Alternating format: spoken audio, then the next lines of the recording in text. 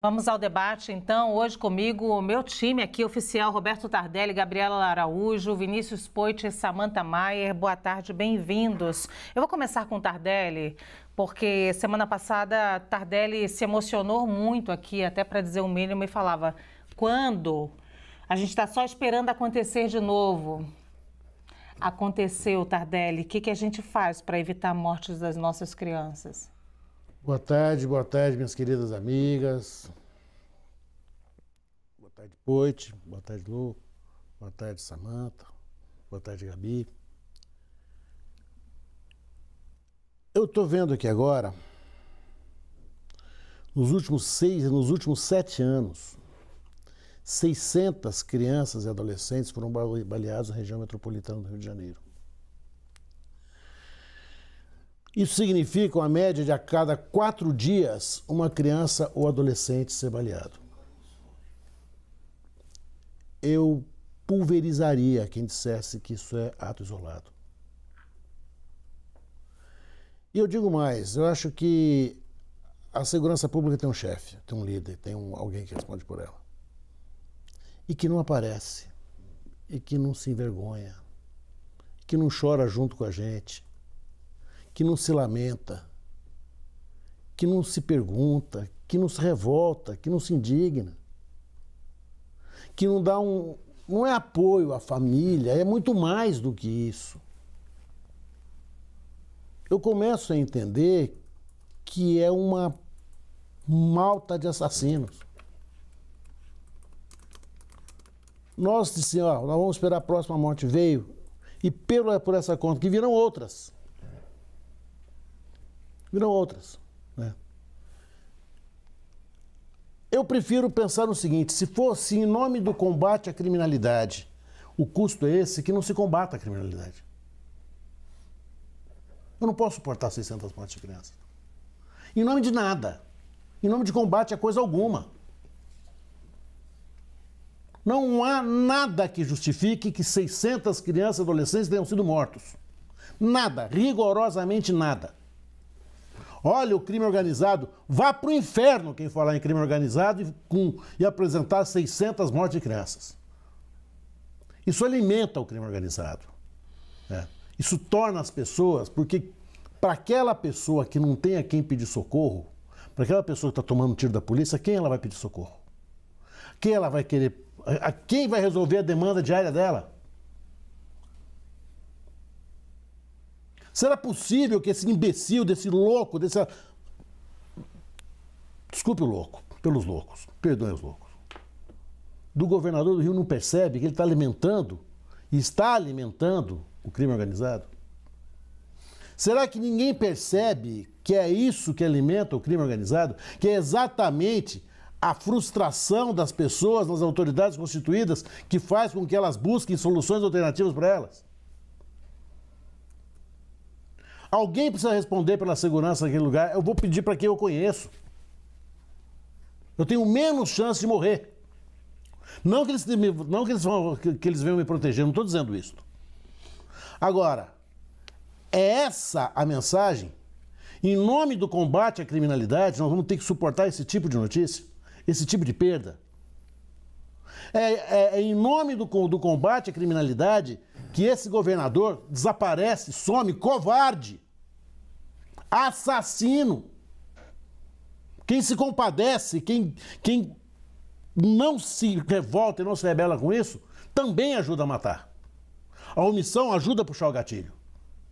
Ô Tardelli, eu, como carioca, você sabe que eu sou, acompanho há décadas essa situação no Rio de Janeiro, que só se agrava, né, quando a gente tem aí as operações policiais, muitos inocentes morrem, de fato. A situação da polícia no Rio de Janeiro também é muito dramática, de fato. Os policiais também morrem, também são vítimas. É uma situação muito difícil essa configuração que nós temos agora, mas eu não me lembro de governadores irem a público pedir desculpas, e aí não é algo só do Cláudio Castro. Eu não me lembro de governadores irem a público pedir desculpas pelo que acontece nas operações quando alguns inocentes são assassinados. 267 mortos. 334 feridos. Não há conta de bombardeio de guerra que possa superar isso. Nós não estamos falando de pessoas que morreram em tiroteio. Nós não estamos falando de pessoas que morreram reagindo à polícia. Nós estamos falando de crianças. Não há ninguém mais indefeso que a criança.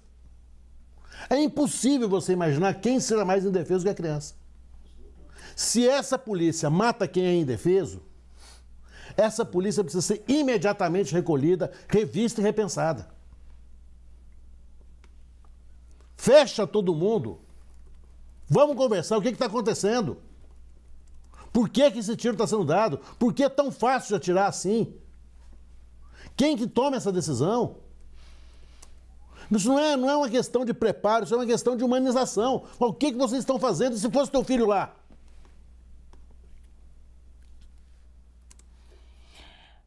Eu vou passar um pouco para o Poit agora, para ouvir um pouquinho o Poit. Poit. Boa tarde, Lu, Tardelli, Samantha, Gabi. Todos vocês estão acompanhando o grande debate aqui na CNN e interagindo a gente com as redes. É um tema muito delicado, é um tema triste que a gente vive no nosso país, esse tema da violência pública, e é um tema que todo mundo acaba tendo opinião. Então a sua opinião é importante aqui também nesse debate.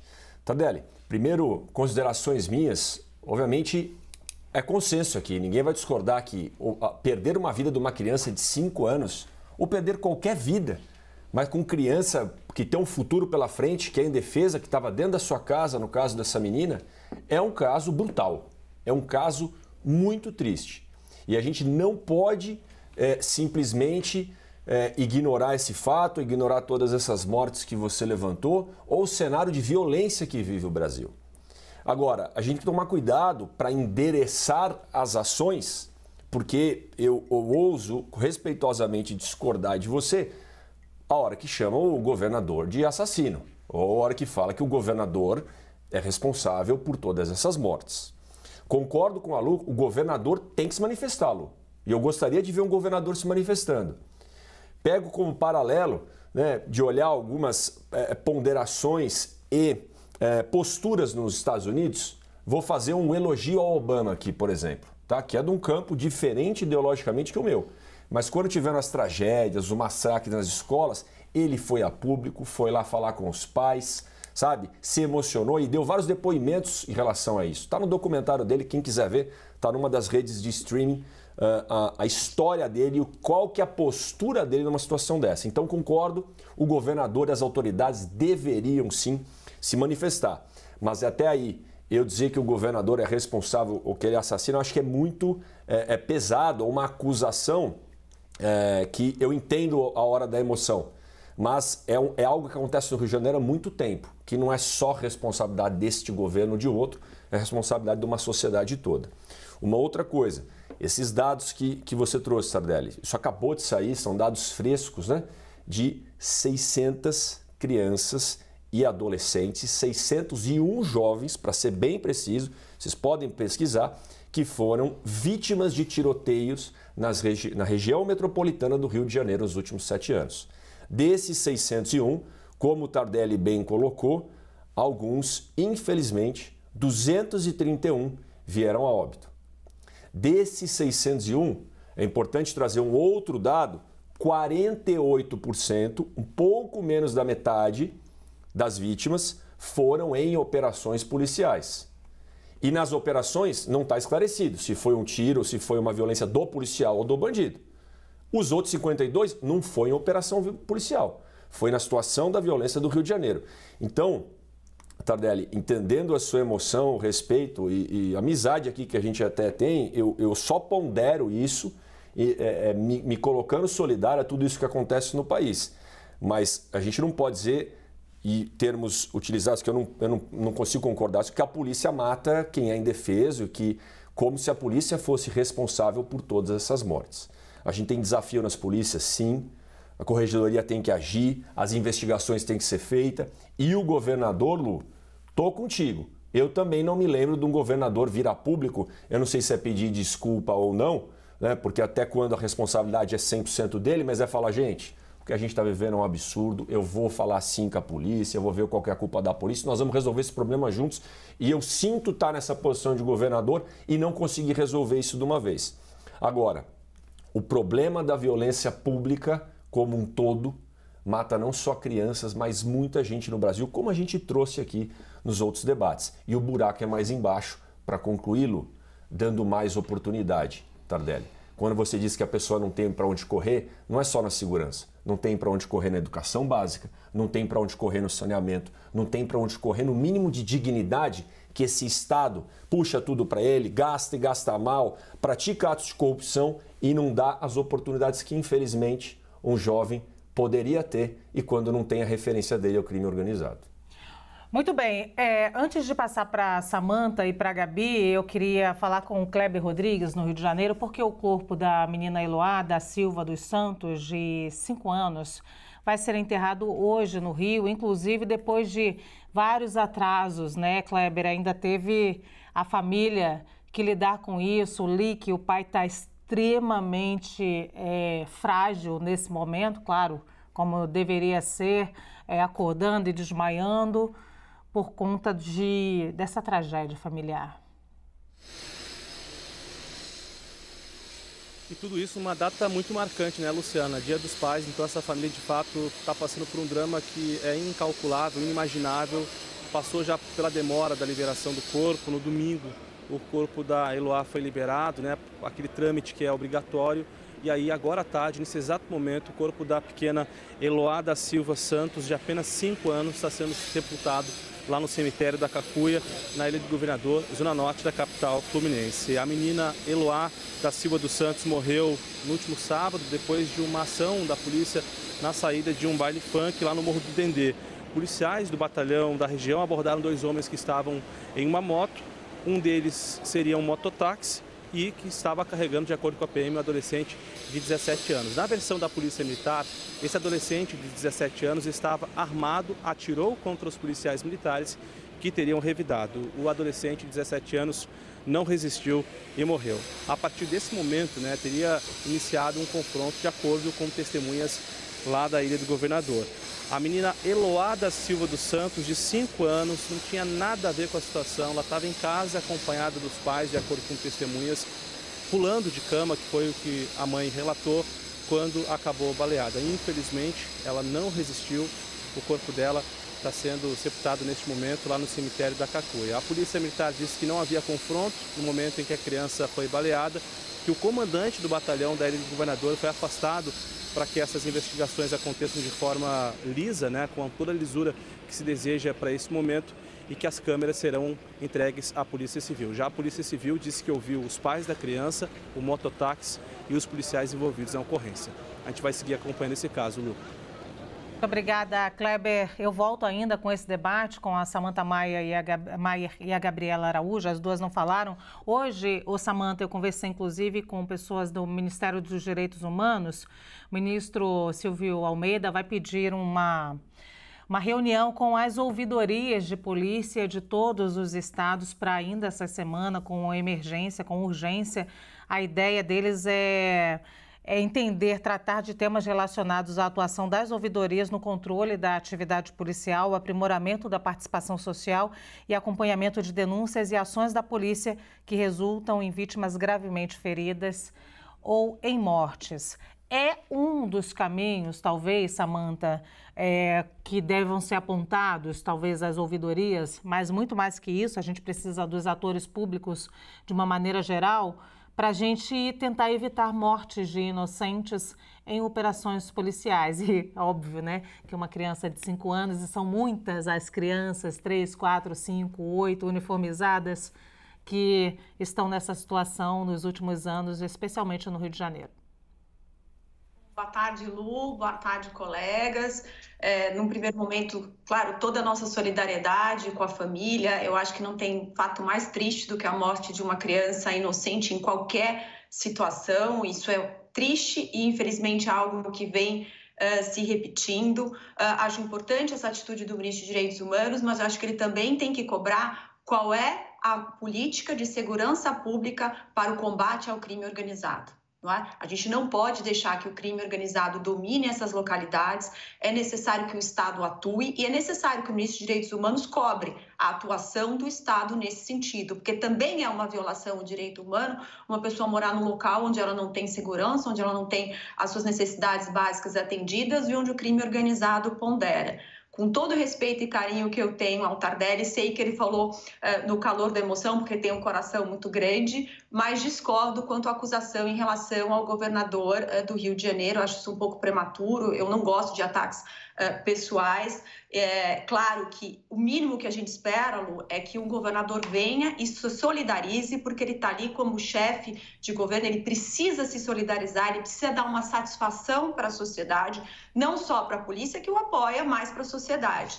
Só que o que me chama a atenção é que a gente ainda não tem dados, eu posso estar, de tudo que eu li na CNN, de que essa bala veio do policial. Isso é algo que está sendo investigado. A polícia já disse que não tinha uma operação naquele momento, que parece foi um tiroteio com um motorista que foi parado e reagiu. Portanto, essas balas perdidas acontecem nesses tiroteios. A gente tem que pensar como é que a gente evita isso, não é? Mas quando um bandido atira, a polícia vai reagir e aí toda a sociedade fica vulnerável, mas a gente não pode ainda acusar que foi o policial. Me parece que o governador do Rio de Janeiro disse que ele estava com câmera, que isso vai ser colocado à disposição, isso tem que ser investigado, o chefe da polícia já foi afastado, então a gente tem que tomar as medidas cabíveis, né? E tem que cobrar do secretário de Segurança Pública, do governador de estado, do presidente, não é? Uma política eficaz de combate ao crime. A gente não pode deixar o crime imperar e não pode deixar que inocentes venham a perder suas vidas, principalmente as crianças. Ô, Gabi, eu acho que é impossível a gente não imaginar aqui, acho que seria até uma animalização nossa, de que qualquer um não fica consternado em relação à morte de uma criança de 5 anos, né? Seja policial, o próprio governador, e aí a gente tem aqui as cobranças políticas de postura, mas eu acho que qualquer ser humano fica consternado com a morte de uma criança de 5 anos da maneira que foi, né? No caso da Eloá e de tantas outras crianças. Agora, também não dá para a gente toda vez mostrar a nossa consternação e a nossa solidariedade às famílias e semana que vem fazer tudo isso de novo, né? Aí esse teatro, não adianta a gente manter essa peça de teatro porque a gente não vai chegar a lugar nenhum. Pois é, Lu. Primeiro, boa tarde, Lu, Samanta, Poit, Tardelli, todas e todos que estão nos acompanhando. Realmente é mais um caso, né, de uma criança numa comunidade na região metropolitana do Rio que perdeu sua vida e ainda, né, os relatos é que ela estava brincando dentro de casa. Então, quero aqui dar minha solidariedade à família e aos amigos e a gente fica muito tocado, né, em pleno Dia dos Pais. Mas é isso, o governador, de imediato, as atitudes que ele tomou estão adequadas, né? Olha, vamos afastar o comandante daquela região, vamos instaurar um procedimento disciplinar administrativo, vamos verificar as câmeras, né, que os policiais estavam usando, vamos tomar as atitudes para cuidar desse caso em específico. Isso é adequado, mas esse problema, isoladamente, né, não vai ser solucionado sempre que algo assim acontecer. Você olhar só para o caso específico, a gente tem que pensar na segurança pública de forma macro, né? E o que a gente tem são dados aqui do Instituto Fogo Cruzado, que de julho de 2006 a novembro de 2022, mais de 1.000 pessoas foram vítimas de balas perdidas na região metropolitana do Rio de Janeiro. E tem um dado mais agravante, que essas pessoas que foram vítimas de bala perdida, na sua maioria, são pessoas que estavam morando em comunidades, né? Então, não era ali no Leblon, em Ipanema, Lu, que é do Rio de Janeiro, que a Carioca sabe muito bem, zona sul do Rio, parece que tem um bunker ali de proteção, né? E esses casos de violência, de letalidade policial ou de irresponsabilidade acontecem predominantemente nas comunidades. Então, a gente precisa deixar muito claro esse marcador de que as vítimas de excessos policiais têm cor, né? E tem classe social, que são as pessoas pretas, principalmente, e as pessoas que estão em situação ali, morando em comunidades de baixa renda. Então, a maioria deles jovens. Então, a gente precisa pensar que a nossa polícia, se ela não passar por um processo, né, de treinamento e de mudança de visão, isso vai continuar se repetindo. E também nós temos vários problemas envolvidos. Os policiais, eles não têm aparato suficiente, eles não têm treinamento suficiente para lidar com a comunidade. Eu já falei isso diversas vezes aqui no grande debate. Eles precisam lidar com a população como alguém que está sendo protegido por eles, e não com essa lógica do inimigo, de que eles estão indo para uma guerra. E a população precisa se sentir acolhida, protegida pela polícia, e não ter medo da polícia. Isso ajudaria muito também o trabalho de inteligência. Há como a gente combater o narcotráfico, combater o crime organizado, mas é com inteligência que isso vai resolver, não, né, com enfrentamento direto. O enfrentamento direto deve ser a última opção. Então, se a gente não começar como sociedade civil também a se revoltar diante da morte de crianças que parece que estão, né, são crianças como os filhos de todos nós que estamos aqui assistindo, mas só porque eles estão ali na comunidade, numa relação distante da zona sul do Rio, isso não pode nos deixar menos revoltados. Eu não vou me lembrar agora, mas eu me lembro de alguns casos que aconteceram de crimes no centro de São Paulo, nos Jardins ou, né, na zona sul do Rio, que tiveram muito mais comoção do que essas, o Tardelli falou, mais de 600 mortes de crianças e adolescentes. Então eu acho que eu quero deixar aqui uma reflexão para nós mesmos como sociedade civil, porque nós elegemos os políticos para fazerem políticas públicas para a população, mas é nosso papel também cobrá-los. E se a gente não conseguir se indignar de forma como nós deveríamos, eles vão continuar agindo dessa forma totalmente passiva. Muito bem.